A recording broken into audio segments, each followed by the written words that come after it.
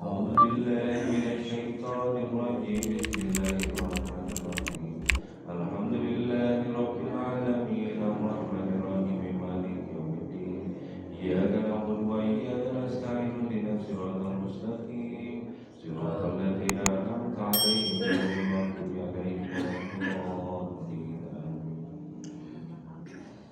Alhamdulillah wa syukurillah ala ni'amillah wassalatu wassalamu ala rasulillah Muhammad ibn Abdullah wa ala alihi wa sahbihi wa man wala.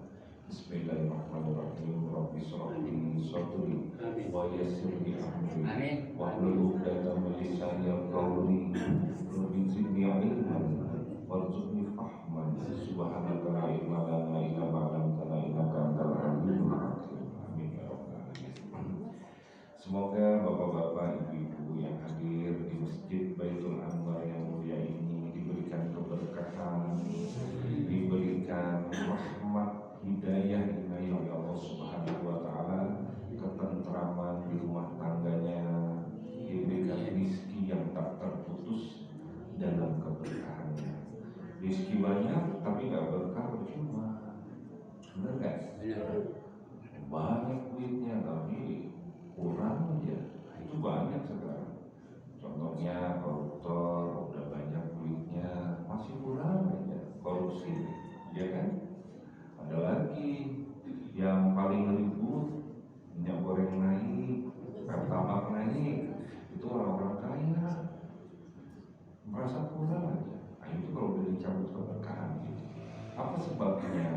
Karena jauh dari agama, jauh dari ulama. Kata Rasulullah, orang yang memusuhi ulama, ini kebanyakan manusia munafikun di Indonesia, akan diberikan tiga. Satu, diberikan pemimpin yang zalim.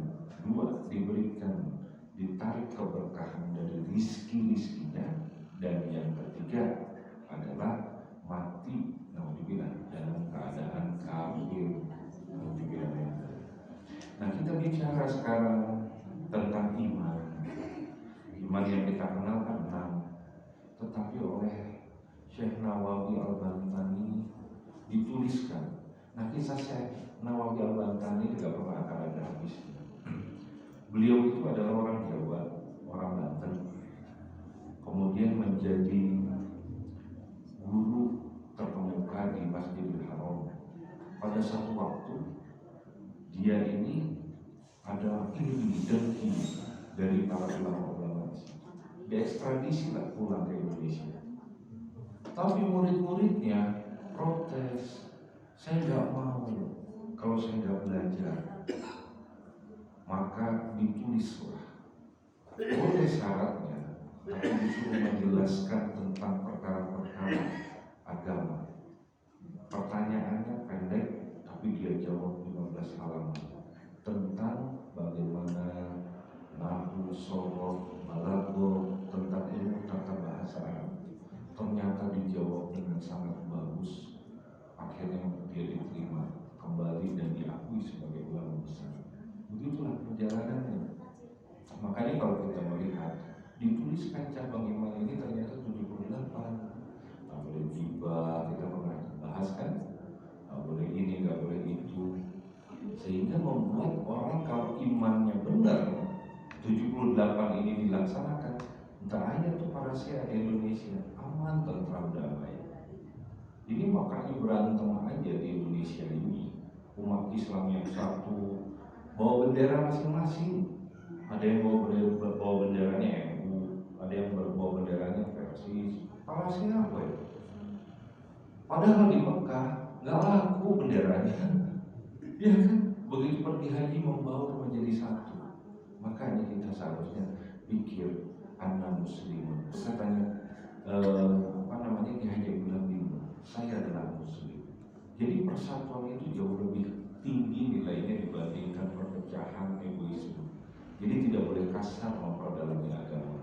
Sehingga yang ada adalah nur, cahaya, keberkahan. Sekarang kita masuk kepada cabang iman ke-37. Bismillahirrahmanirrahim. Wasabi'u wasalasun al-i'tikafu. iktikaf, berdiam diri di dalam masjid. Ternyata ini juga masuk dalam cabang iman. Fa idza dakhalta fil masjidi fanwil i'tikafa wa anta waqifun. Jika engkau memasuki masjid, berangkat dari rumahnya, ya, saya berangkat karena Allah ke masjid, sampai di depan itu, maka berniatlah untuk beriktikaf walaupun sesaat. Saat engkau dalam posisi berdiri, nah di depan pintu tuh, lihat tuh, saya masih ingat itu Pak Badri bikin tuh sama Pak Ali dulu, sama Haji Indang almarhum, orang-orang soleh semua. Nawaitu an a'takifa fi hadzal masjid ma dumtu fihi lillahi ta'ala. Niat pada saat berdiri, berdiam, masuk ke dalam. Jangan pada saat sudah duduk, udah berdiri dulu di depan pintu, kemudian kita masuk, kemudian beriktikaf. Wal aula an tanzurahu yahsula laka zawaba fardi fataqul lillahi alayya an a'takifa fi hadzal masjid illa an ayyadana Allahu li bil khuruj.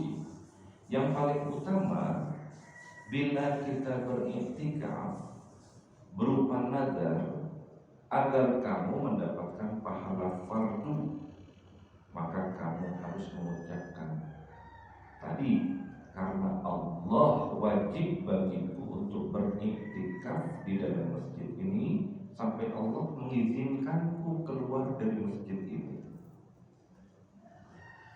Masjid ini adalah Baitullah. Masjid-masjid di atas dunia yang ada di sepanjang jarak yang sangat jauh dari ujung ke ujung, jutaan masjid yang ada itu rumah-rumah Allah semua, tempat orang beribadah kepada Allah. Namanya juga rumah Allah. Tapi lihat sekarang gara-gara perang dibom, bahkan gak boleh tuh di dalam masjid berlaku kekerasan, digebok orang di dalam. Orang berdegung sekarang, innal insana li rabbihi lakanud, sesungguhnya manusia itu benar-benar keterlaluan kepada Tuhan. Di dalam masjid tidak ada adabnya, teriak-teriak, marah-marah, kadang-kadang dalam keadaan mabuk ini masuk.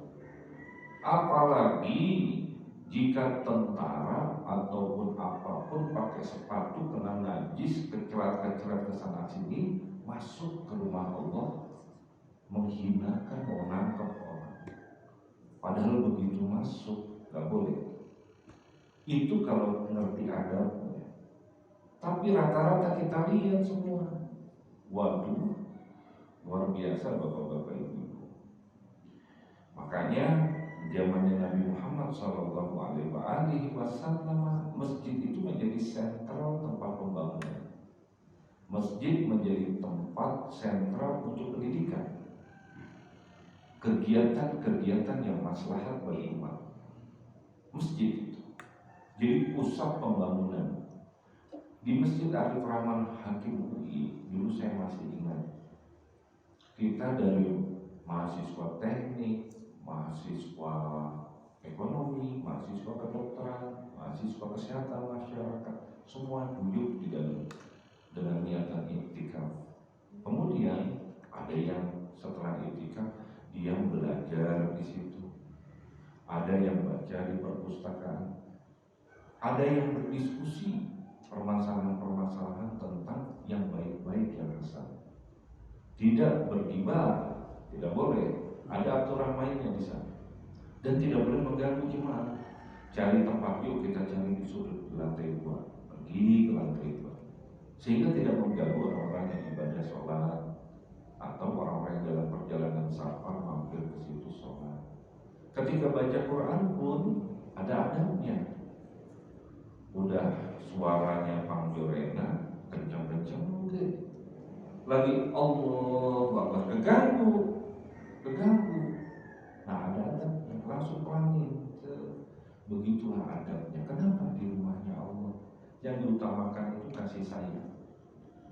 Nggak bisa itu kita langsung bergibah di masjid, kemudian kita bicara ngalur ngidul. Terus yang harus dijaga juga kebersihannya, tanggung jawabnya. Kadang-kadang tidur orang-orang di masjid, saya mau tiduran orang dari jalan, baju udah penuh najis, udah nggak mandi 1 minggu, tidur ngelai di karpet. Begitu kita sujud, bau ngelai ya. Kadang-kadang ayah upilna, upil keluar aja. Aduh ya Allah, kayak ada ke rumah Allah kudu dijaga semua. Makanya penting bagi kita untuk mengetahui hal-hal tentang adab ini. Tsumma tanwi fatakulu nawaitu al-i'tikafi al-i'tikafa fi hadzal masjid ma dumtu fihi lillahi ta'ala tsumma tajlisu aw tataraddudu fihi. Kemudian berniatlah, lalu ucapkan, aku berniat beriktikaf di dalam masjid ini selama aku masih berada di dalam masjid ini karena Allah Ta'ala. Banyak kan? Karena dia mengasbulkan diri, dia mau main keluar, gak diizinin sama Allah, dicabut nyawanya di masjid. Banyak kan? Mati dalam keadaan sujud, mati dalam keadaan sholat, ya kan? Ada yang ngomong begini, wah enaknya mati dalam keadaan sujud ya. Gue pengen tuh kayak gitu tuh dalam keadaan ibadah. Itu asumsi bapak-bapak ibu. Sudah, yang jelas ketika orang masuk ke masjid atau seorang pemuda yang masuk ke masjid, yang cinta sama masjid, kita langsung mempersaksikan dia kepada para malaikat bahwa orang ini adalah beriman. Cukup. Meninggal diurusin. Begitu kalau pesannya Nabi. Saya masih ingat waktu kakaknya ibu meninggal di BMC. Saya sampai ditelepon sama, buruan mandi, setelah mandi buruan kuburin. Anaknya masih jauh, ada yang di Tangerang, ada yang di mana. Ulah di Dago. Ulah di Dagoan. Kenapa? Mayat karunya. Mayat ini kasihan, jadi harus buru-buru.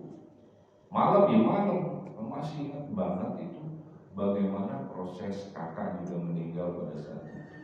Termasuk Abi meninggal maunya seperti itu, dimandiin di rumah sakit, langsung dibawa dikubur. Meninggalnya jam 6 lewat berapa? 6 lewat 10. Kemudian dikubur jam 10. Jam 10 pun itu karena macet kan. Ya, karena kena macet, jadi mau nggak mau, nggak ada tunggu-tungguan, karena kita menghormati mayit gitu. Tetapi sekarang enggak, orang-orang kadang-kadang dibiarin sampai 2 hari, ditungguin dulu, minta diformalin dulu di rumah sakit kan. Di bagian kamar forensik ada permintaan pada orang Islam, kasihan tuh mayat, karena pengen buru-buru semuanya. Jadi jangan main tunggu-tunggu. Ada yang harus disegerakan dalam agama. Pertama, seorang wanita yang telah datang jodohnya tuh, yang belum nikah sehari itu, buruan, ya. Tapi bang nyandong dirinya. Yang kedua adalah orang-orang yang ketika meninggal harus segera dikubur. Dan yang ketiga, jika ada musafir yang karena bertamu, maka disegerakanlah keluarkan hidangan itu, dijamu. Makanya ada di Banda Aceh yang namanya kebudayaan Islam yang sampai sekarang ada apa namanya pemuliaan jame, pemuliaan tamu. Jadi tamu itu benar-benar dimuliakan, diburu-buru dikasih makan sampai saya segel. Makan menikah ieu kare itu rasa ieu daun pepaya dicacah-cacah ieu disuruh udah habis selesai makasih lagi kan kasih aduh meniak mau pingsan saya perut aduh gitu. atur-atur dulu. Saya mungkin benar-benar ingin menjamu tamunya sampai seperti itu. Ya kita juga mau nggak mau udah kenyang juga terus aja makan. Nggak enak juga gitu ya kalau kita tidak makan. Kemudian duduklah, atau engkau berjalan, boleh hilir mudik di dalam masjid. Nah sekarang nih ya, i'tikaf nih kita jam 7 misalnya, jam 7 pagi nanti i'tikaf, niat karena ini rumahnya Allah. Kalau rumah kita dibersihin senang nggak? Senang nggak? Senang. Apalagi rumah Bubadri tiba-tiba Dokter Ilham datang, ikatan kamar mandi, ya kan? Ini rumahnya Allah. Kamar mandi kebau jengkol, aduh, habis makan jengkol, buka puasa jengkol, mie gelosor. Yang ngebekas itu apa? Jengkolnya. Nah, i'tikaf ini buru-buru nyikatan etatnya di poin sama Allah. Kita aja rumahnya dibantu, dibersihin, disapuin, dipelin. Kumaha Allah Subhanahu wa ta'ala. Cuman ayeuna kebanyakan di mana-mana, bukan di masjid ini, di masjid lain itu tuh ya kan membersihkan masjidnya, misalnya di RSUD ya, bersihkan masjidnya, misalnya ya, itu tuh nggak otomatis. Atau di masjid yang lain, bahkan anak-anak mudanya, yuk kita kumpul di masjid bersih, wani piro, wani piro. Padahal kalau mau dapat berkah, dapat pahala, dapat rizki dibukakan dan dapat pintu tobat, waduh kalau bersih-bersih di masjid itu, masya Allah. Makanya, alhamdulillah kita di sini bukan tugas marbot saja menjaga masjid, tetapi seluruh jamaah wajib hukumnya. Ada sampah dimulai sendiri, ambil, buang. Apalagi kita kan ada madrasah tuh, anak-anak jajan Yupi dulu ya, jajan cilok, terus ayam lidinya, terus ayam bungkus plastik segala macam, kotor di jalan tuh. Nah ini rumahnya Allah, radius masjid ini rumahnya Allah, harus bersih. Udah ambilin sambil pulang, saya satu, ini sekarang ada berapa? 1, 2, 3, 4, 5, 6, 7, 8, 9, 10, 11, 12, 13, 14 14 orang, tambah perempuan sekitar 9, 14 tambah 9, 23, masing-masing bawa 5 aja plastik. Udah berapa kali? Tuh, tambah lagi ya Bu. Aduh, alhamdulillah, barokah. Nah jadi mau kamu bersih terus masjid. Itu yang harus dilakukan oleh kita, kaca dan lain sebagainya. Jadi masjid itu terang benderang. Tapi pernah ceramah di sini dulu, ya, pernah ceramah di sini. Di masjid ini kudu aya ruhna. Saya nggak ngerti itu maksudnya apa. Ruhna, saya nggak ngerti ada apa, nggak ngerti. Terus Abi ngomong, maksud Abi ngomong ruh, saya tahu. Malaikatnya kada datang di iya teh leungit kalau para siapa ya ngomong gitu sih. Saya nggak ngerti maksudnya. Oh, masya Allah, berarti kita harus bersatu. Alhamdulillah sih di masjid kurang mata ya berarti kebersihannya atau namanya ya. Nah saya kan itu dulu waktu di sini, waktu masih dulu ada Baudin ya, masih ingat banget. Waktu kita berantas miras ya kalau nggak salah ya kan. Wa fi hadis Ibnu Hibban, idza ra'aitumur rajula ya'tadul masajida fashhadu lahu bil iman. Dalam hadis riwayat Imam Ibnu Hibban, jika kalian melihat seorang laki-laki terbiasa ke masjid, maka kamu ketika menyaksikan dan melihatnya, maka bersaksilah kalian bahwa ia mempunyai iman. Nah itu tuh ya. Fa inna Allah ta'ala yaqulu innama ya'muru masajidallah man amana billahi wal yawmil akhir. Karena sesungguhnya Allah Ta'ala berfirman di dalam Al-Quranul Karim, hanyalah yang memakmurkan masjid-masjid Allah adalah orang-orang yang beriman kepada Allah dan hari kemudian. Itu ada di dalam surat At-Taubah. Ya. Jadi kalau kita seperti itu dan mempersaksikan, paling tidak di dalam diri saya melihat si Dede sering pulang pergi ke masjid ke setrikaan karena cintanya ke masjid, maka dalam hati saya akan mempersaksikan sungguhnya aku bersaksi Dede itu adalah orang yang beriman. Insya Allah pahala Dede juga kita dapat kecipratannya, begitu maksudnya. Jadi tidak ada dengki, tidak ada iri. Iya, orang ke masjid masuk, dia dulunya preman, oke, banyak tato, tukang cekai botol. Tumben ke masjid, untung keluar dari. Nah, sombong muncul dari kata-kata itu. Padahal ketika dia datang ke masjid, persaksikan, aku bersaksi dia adalah orang yang beriman. Artinya dia sudah mendapatkan cahaya. Jadi di dalam Al-Quran juga disebutkan di dalam kitab yang lain. Kalau lupa ya. Afaman syarahallahu sadrahu lil Islam fa huwa ala nuru mirabbi.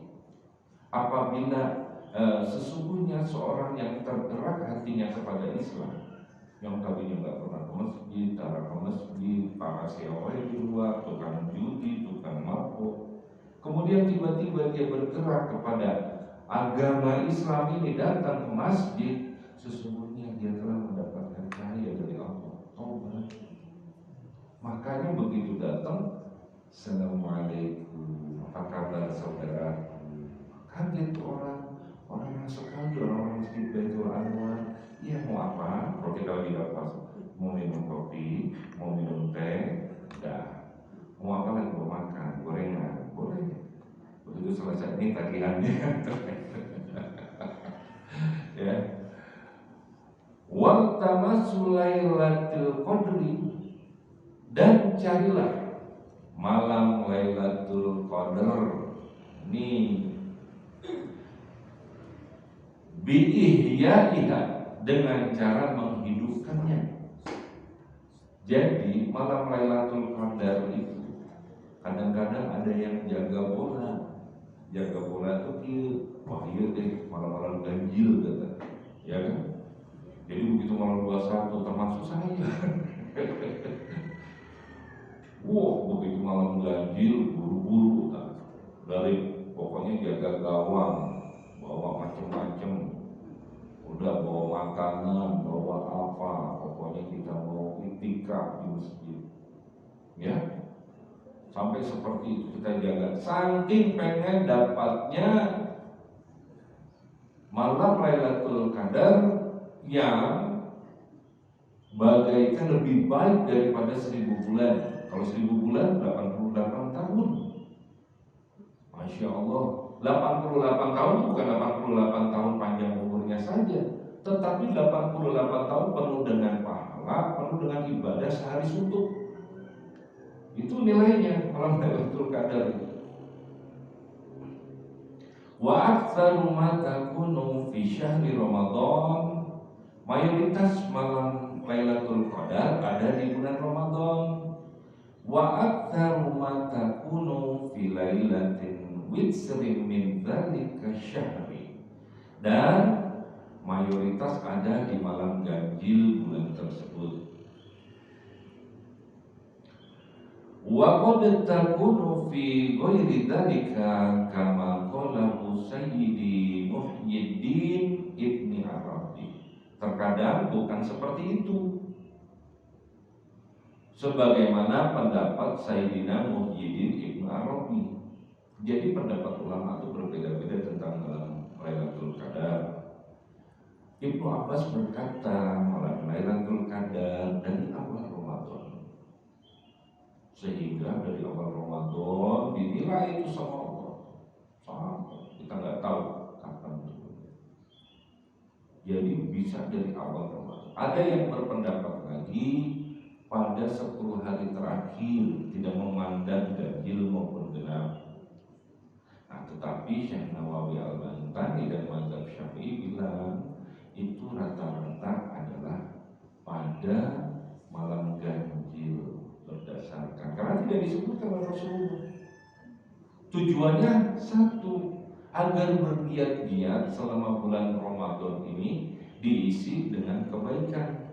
Majelis ilmu seperti ini diisi baca Quran, diisi dengan perbuatan baik, saling mengingatkan, saling nasihat menasihati untuk berbuat sabar dan berbuat takwa, diisi lagi dengan berbagai macam kebaikan, takjil, memberi makan itu ya. Waduh, termasuk yang disebutkan memberi takjil itu ya, termasuk disebut di dalam Al-Quran itu di dalam surat Al-Balad. Wa man adrakanal aqobah. Tahukah kalian jalan yang menanjak? Fakku raqobah. Au ithamu fi yaumin zi masghubah. Yaitu memberikan makan. Makan. Ini termasuk takjil ini. Kan orang-orang banyak yang musafir dari luar ikut di sini makan. Bikin yang enak-enak sehingga terasa nyaman. Sehingga itu dinilai oleh Allah pahala yang besar sekali. Apalagi bulan Ramadan. Ketika bulan Ramadan itu orang-orang di Masjidil Haram berlomba-lomba untuk ngirim kurma, makanan, segala macam minuman di Masjidil Haram itu, gelar kain. Itu sampai ngegaji orang. Saya tanya nih, orang Bangladesh banyak bener deh. Rupanya dia digaji sama orang, digaji sama syekh-syekh, sama orang yang punya maktab, punya harta, untuk memberikan makanan, sengaja menggaji orang supaya bisa memberikan makanan bagi para tamu. Begitu saking tingginya keluhuran budi pekerti memberikan makan bagi orang-orang. Kemudian kita lanjutkan cabang iman yang setelahnya. Wasaminu wasalasun al-hajju wal umratu fardun wa naflan. Ke-38 ibadah haji dan ibadah umroh yang wajib dan sunnah. Ruwiya anna Allah Ta'ala yaqulu fil haditsil qudsi. Diriwayatkan bahwa Allah Subhanahu wa Ta'ala telah berfirman di dalam hadis qudsi, Inna abdan sahhahtu lahu jisman wa wasi'tu alaihi fil ma'isyah yumdi alaihi khamsu aqwamin la yafidu ilayya la mahrumun. Sesungguhnya seorang hamba yang telah aku berikan kepadanya kesehatan tubuh dan aku berikan padanya keleluasaan baginya rezeki dalam hal penghasilan, telah berlalu 5 tahun kepadanya ia tidak datang kepadaku melaksanakan ibadah haji yang wajib karena termasuk di dalam rukun Islam, niscaya ia diharamkan, terhalang dari rahmatku di akhirat, insyaallah. Jadi bapak-bapak, ibu-ibu begini ya, kebayangkan sama kita ya, kita punya penghasilan, makanya ada tatawu, salah satu rukun ibadah haji, yaitu sanggup badan, sanggup jasmani, sanggup di dalam kehidupan, penghasilan, rezeki. Maka baginya menjadi wajib hukumnya untuk pergi haji. Nah sekarang kita lihat banyak orang-orang Indonesia yang kaya-kaya, ya banyak, tapi nunda-nunda haji, pergi haji. Sementara orang-orang kayak kita ini yang tahu manfaat pergi haji, oh yo pergi haji, betul? Hesya setengah mati, bukan hesek, hesya. Aduh, kasihan melihatnya. Hesya, saking hesyanya, aduh sampai kumpul duit, saking pengen pergi haji. Nah sementara orang-orang kaya, dia nggak tahu, sibuk aja. Begitu ditanya, Kang, pergi haji kan? Daftar atau? Daftar, ayo daftar. Masih banyak dosa, masih banyak dosa. Oke, tarsok, akhirnya udah tua, udah duitnya habis, udah pensiun, ya, udah gak ada penghasilan, baru mau pergi haji, udah sakit jantung, udah sakit ginjal, udah sakit encok. Akhirnya apa? Begitu pergi nggak bisa. Begitu tes kesehatan nggak lolos, harus pakai obatnya ditulisin banyak, harus di apa namanya, di manage dulu. Waktu saya di dinas kesehatan, kerjaan saya manage orang. Wah bu, ini ada jantung, ibu harus periksa ya ke spesialis, kasih rujukan ke spesialis. Oh gitu dok, iya supaya ibu ibadahnya lancar nanti ya. Iya dok, kalau begitu. Nah dulu tuh kalau ngurusin kayak gitu. Nah saya berpikir jangan ditunda-tunda, karena kesempatan itu tidak datang dua kali. Karena itu termasuk di dalam rukun Islam, pergi haji di kala sanggup. Nah sekarang bapak-bapak ibu mau pergi haji kan, sholawat haji baca. Dua, mau pergi haji kan, ditekadkan, jangan kalah sama tukang kerupuk. Tukang kerupuk ada yang pergi haji, tukang jualan cabai saya pikir kaya, tapi dia pergi haji. Tahun 2003 bareng saya, Pak, hari bapak sih jualan di mana? Pasar Anyar dong. Jualan apa? Jualan cabai. Oh punya toko banyak, pikiran saya enggak. Di emperan, tapi dia sisihkan. Karena niat tadi disisihkan uang haji. Karena itu dipanggil. Makanya begitu dia sudah, wah aku sanggup, karena cinta dia pergi haji. Masya Allah ya. Makanya ibu-ibu, bapak-bapak juga bisa ya, apalagi yang muda-muda. Demikianlah apa yang bisa kita bahas hari ini. Alhamdulillahirabbil alamin. Semoga kita ini dari kata-kata yang terakhir nih, ilaya lamahrum, terhalang dari rahmat Allah. Hati-hati, kita masuk surga itu bukan karena ibadah kita.